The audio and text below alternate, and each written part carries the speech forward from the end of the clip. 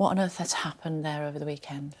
Well, as far as I know, and the information comes from, I think, a very reliable source, the Cardinal in Jerusalem, who's the patriarch for that parish. And he said that the compound around the Church of the Holy Family was attacked. Some of its crucial infrastructure was targeted with rockets. And I think most distressing of all, an elderly lady who was leaving the church to go to the toilet was shot dead. And then her daughter, who went out to try and assist her, was killed as well. All of this within what has been clearly designated as a church place, which I cannot believe for 1 minute has rocket launchers in it. And it's a community that since October has sheltered hundreds of people and looked after them. And the religious sisters, the nuns there, have been cooking and feeding people. And the house where they live in that compound, where they look after 54 very handicapped people, the water tanks were blown off, the solar panels were blown off, and the house was rendered almost uninhabitable. So it's a desperate situation for them. The Pope's called it terrorism. How would you describe it? Well, it's certainly a cold-blooded killing. That's the description that is given. And what absolutely puzzles me is this does nothing to further Israel's right to defend itself, which I understand.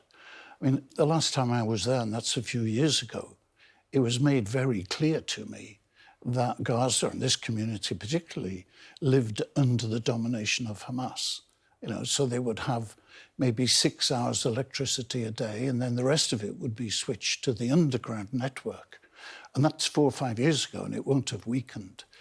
But the killing of evidently vulnerable and innocent people seems to me to set back what Israel says it's trying to achieve. What explanation could there be? I don't know.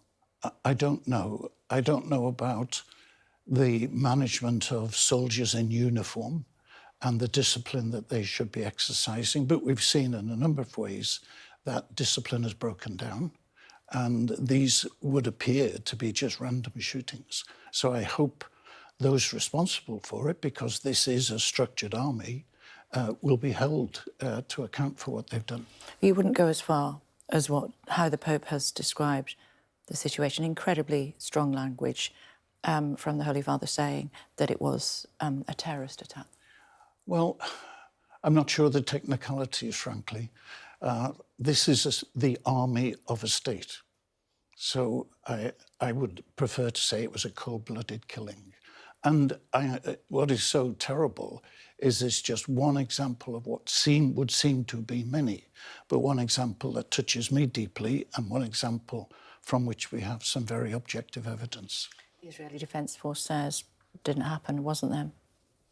Well, I think that's hard to believe, frankly, because the people in Gaza and the Cardinal Archbishop of Jerusalem, they're not given to tell lies. So you don't believe the Israeli Defence Force? No, I don't.